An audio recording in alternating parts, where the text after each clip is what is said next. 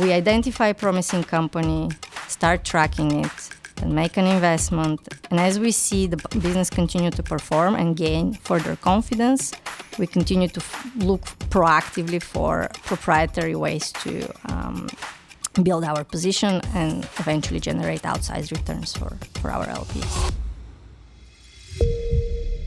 Avant de rejoindre Sapiens, je n'avais jamais eu l'occasion d'accéder à ce qu'il se passe derrière un fonds d'investissement. Au-delà de la façade des chiffres, de la performance. Et pourtant, en rencontrant des dizaines de fonds, j'ai réalisé que derrière chaque ligne investie, il y avait des histoires passionnantes, avec leur lot de difficultés et de succès, et surtout des équipes engagées autour des projets qu'elles financent. Bonjour, je suis Aurore Perrin, et mon objectif avec Just Focus est de mettre en lumière le pont entre les investisseurs qui ont des idées, des projets, des convictions, et leurs investissements, qui sont un moyen de créer un monde qui leur ressemble, en proposant un nouveau rapport à l'argent, aussi exigeant sur sa performance que sur son sens. Just Focus est une invitation à passer à l'action. Welcome to Just Focus. Today we're thrilled to have Leyla Holterud, Managing Director for the VC and Growth Equity at Stepstone Group, as our guest. Leila brings deep insights into VC secondaries and the strategic positioning of Stepstone in today's complex investment landscape. In this episode, we'll uncover what drives Stepstone, delve into Leila's investment philosophy, and discuss the economic, financial, and political factors influencing their approach. Join us as we navigate through the intricacies and successful investment and learn from one of the industry's leaders. Hello, Leila. That's very nice to meet you. How are you? Hi, likewise. Great. Thank you for having me. That's really great to have you. Can you please start with presenting yourself? Yeah, sure. As you mentioned, I'm Leyla Holterud, Managing Director here on the Venture and Growth team at Stepstone, based in the London office.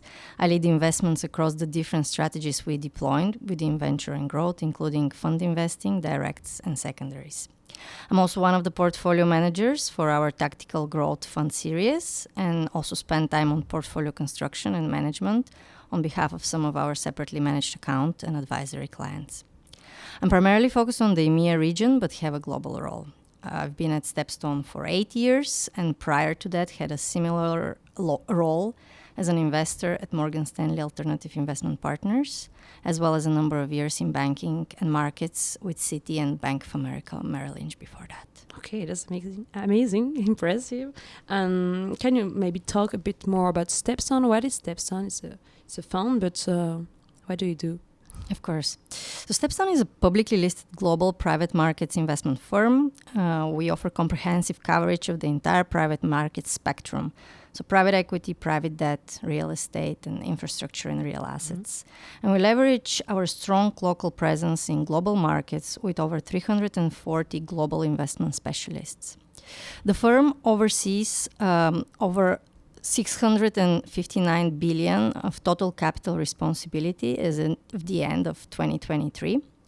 And this number includes approximately 25 billion in AUM managed by the Venture Capital and Growth Equity platform. For the Venture and Growth platform, we boast one of the largest and most international dedicated teams in the industry, counting over 120 people who have invested and created value in venture and growth through multiple cycles. In 2023 alone, we deployed about 3 billion across venture and growth equity funds, secondaries, and directs. We are fortunate to be investors and close partners to over 280 managers spanning early stage venture to bootstrap growth equity and everything in between. Our strong relationships with many of the most talented and successful investors in venture globally, in combination with our scale and also deep access to information that is not readily available out there in the market. This platform effect is particularly powerful in secondaries, where we have advantaged access and enhanced ability to price assets in an untransparent and inefficient market. We manage, to that extent, one of the largest pools of capital dedicated to venture and growth equity secondaries globally, and have experience executing on the full spectrum of secondary transactions from LP stakes to secondary directs, as well as the more complex GP-led transactions, including strip sales, fund restructurings, tenders, and others. Okay, that's great. You just talk about secondaries. Maybe you can explain what is secondaries and how do you do that in Stepstone? Sure. So a secondary is a transaction in which the investor acquires a stake in a company or in a fund or in a number of assets in the secondary market. So not in a primary round where a company is raising new capital, but acquires from existing investors or employees of the company. There are various structures, as I alluded to, and deal types. Okay, why do they need to sell their position, or what is the context that led them to do that?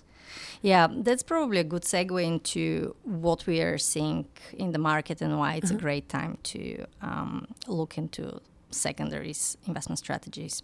Today, we are facing a structural imbalance in venture where there has been $1.5 trillion of US venture dollars deployed between 2013 and 2023, but only 600 billion in venture distributions for those respective vintages. This is partially driven by the fact that companies are now staying private for longer, but also because of the accelerated pace of capital raising and deployment in the venture asset class, and the meaningful market reset since the end of 2021, which reduced liquidity to a trickle. The IPO window has since been virtually closed, and large strategic acquisitions are facing antitrust challenges. On the other hand, there is strong selling pressure. Many LPs need to sell some or all of their exposure given these balanced portfolio allocations and liquidity needs. Managers need to generate DPI or distributions in a market where the traditional exit routes are not readily available. They're seeking to do that because of the requirements of their underlying LPs, their desire to come back to market and raise new funds, as well as a retention tool for their best investors. And finally, company employees are keen to monetize some of their options in a slower fundraising and liquidity environment. And so to summarize, it's a very interesting moment in time where we have a lot of value that's being created.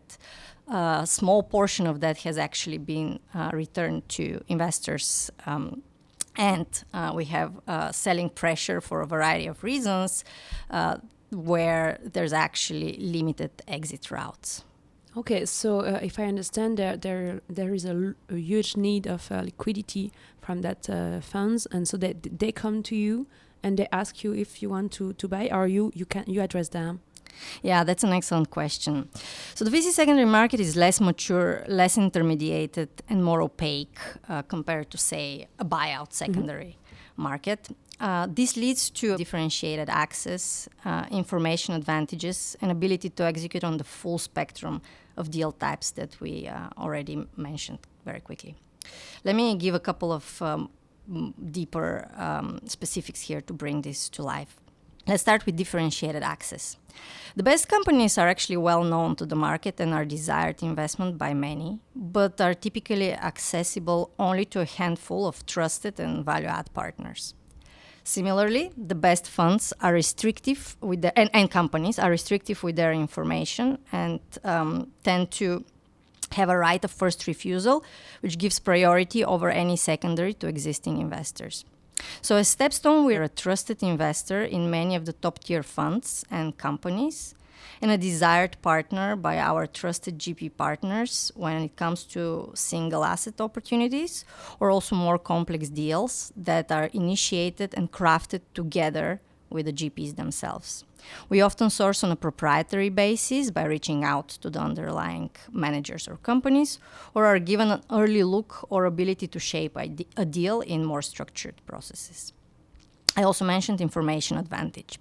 The VC secondary market is characterized by information asymmetry, not only due to the limited availability of information in the public domain, but also as reporting depth varies and valuations typically follow the last round pricing methodology, where a company's carrying valuation might be divorced from a true fair market value, given there is a lag between a company's performance and market multiples impact on an adjustment in the valuation, which would be subject to a financing event that in a normal market happens every 18 to 24 months.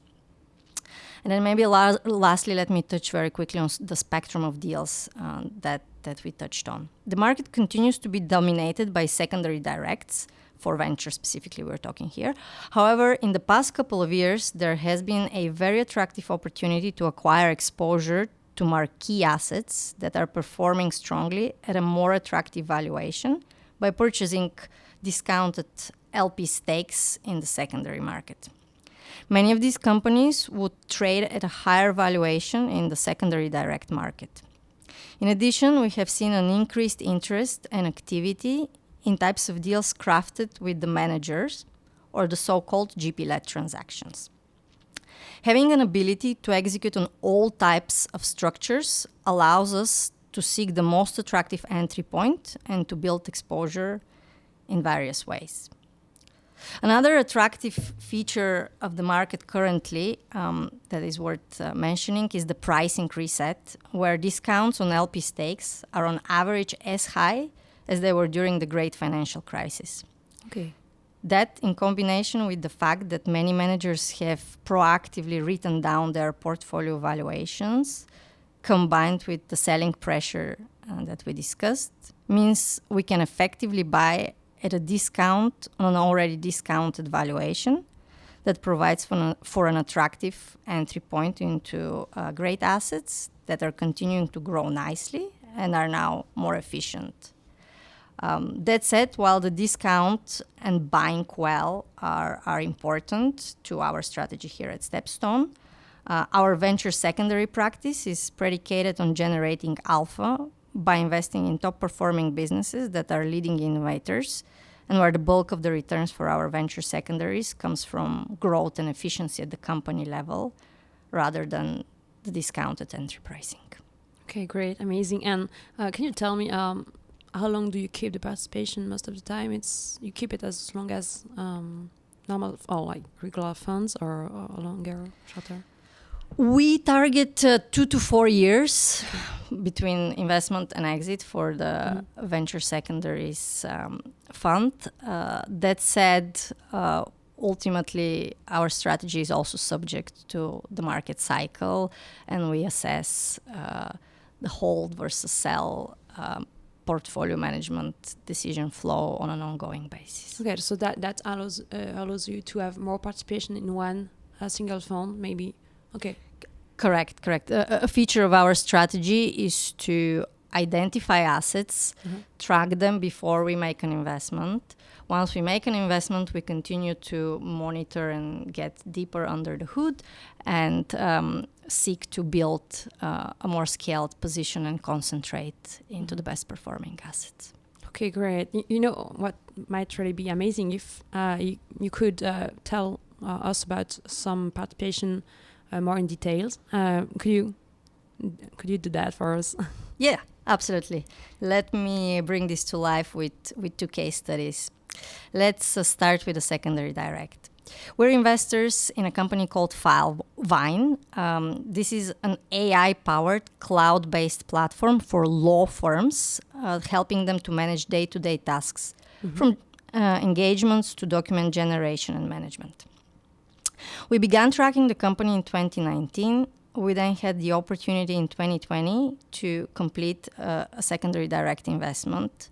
We then went on to lead Filevine's Series D in 2021 and followed with multiple secondaries over the following few years to scale our position just as we just previewed. The most recent secondary transaction that we completed was by identifying that the company is a key position in an emerging venture portfolio where there was a need for liquidity, given that at the management and the manager there was a generational transition and many of their LPs were actively asking for additional liquidity. We ended up being the preferred liquidity provider and were able to execute a single asset strip sale transaction which allowed us to increase our exposure in vine, and generate positive outcomes for all the stakeholders involved. And so this is a great example of the typical investment strategy we adopt for venture secondaries and the differentiation that we believe we have in the venture secondary market.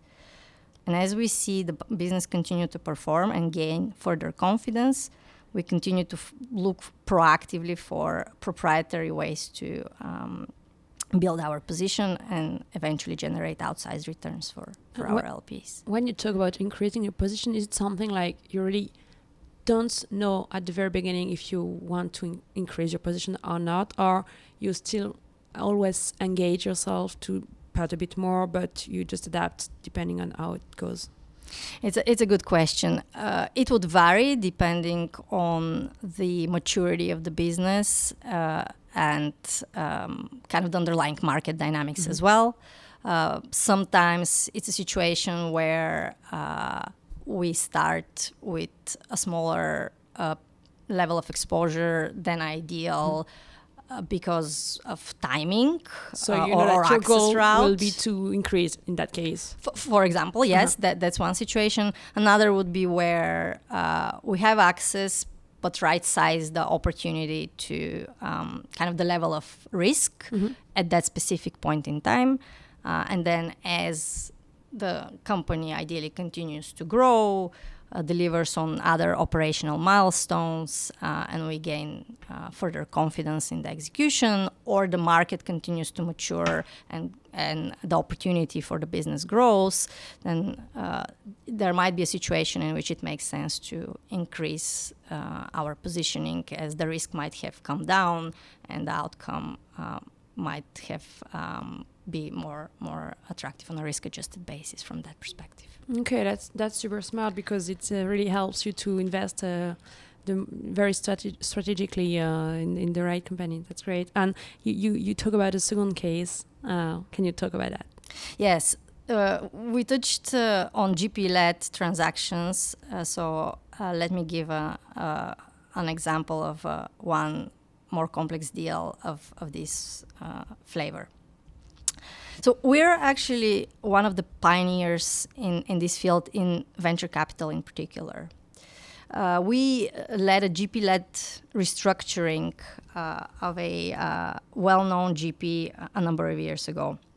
At the time of the transaction, we had already built a meaningful relationship with the GP, having deployed over 250 million in fund commitments with the manager and close to 240 million in direct investments alongside them. So we had a long-lasting, scaled, and trusted relationship with that team. Existing limited partners in one of the manager's funds were facing an 11-year-old vintage that was very high-performing, but there was a very large spread between the paper gains and the DPI, the returns that have been actually generated. And the portfolio was anchored around three key value-driving companies. While I cannot disclose them, I can mention that one of them is a well-known gaming business that has since gone public and is continuing to perform really strongly. So we approach on a proprietary basis, on a bilateral basis, the manager with the idea of helping them to provide liquidity to investors in that specific fund. As we were an existing investor, we had deep knowledge of the key value-driving companies, which allowed us to be efficient and quick with the underwriting process. Our long-standing relationship with this group gave the GP additional comfort, as they prefer to avoid working with outside parties, which is actually a common thread in venture when it comes to secondaries. We invested into the transaction across our platform and are happy investors. And I chose this example as I think it's another good case study that shows the power of our platform in being able to access constrained deals, top-tier companies in a creative way as a result of our scale, deep relationships within the venture ecosystem, and ability to execute on those complex transactions in an asset class that structurally needs a functioning private secondary market, just given the dynamics that we discussed around how much paper value has been created, but how little of that has actually found its way back to the underlying investors. And in those participation, you're also involved in the business activities of the company, right? Yeah. For that last case study that I spoke about, for one of the companies in the basket of the secondary transaction, for example, our portfolio impact group made 49 introductions. Another reason for why we won the deal was because we had invested in a similar business to one of the key value driving companies in the basket, and we were, as a result of that, able to share best practices and learnings from that experience with the underlying company and the manager themselves. Okay, amazing. So we've talked about the business you're working with, the funds you're working with. Can you tell me a bit more about your investors? Who are the people who invest in Stepstone? Yeah, it's a quick answer there. The venture secondary strategy appeals to a wide spectrum of investors, including high net worth individuals, family offices of all sizes, as well as large and sophisticated institutions, including pension plans and insurance companies. And we have a global LP base. Yeah, okay. So any countries, or is it basically more Europe and... It's truly global and touches most global markets. Okay, great, amazing. Thank you, Leila. I have a last but not least question. Can you please maybe give me 3 criteria to determine, based on your experience, of course, what is a good fund? Yeah, great question. Million dollar question. I distill it to strong team, repeatable, strong track record, and a differentiated strategy that fits the target market opportunity. Maybe just to unpack those 3 things a little bit further. Similarly to investing in a very early stage company, a blind pool commitment to a fund is predicated on trusting an exceptional team that is the right fit for the strategy and vision they're executing on. Ultimately, one needs to believe that the team can execute really well because of their prior experience, networks, and reputation, and be able to trust they will do as they say. Secondly, historical performance is a strong lead indicator, in particular in venture, actually, and does support future success and performance. Hence, understanding the historical track record of a firm or the lead investors is important.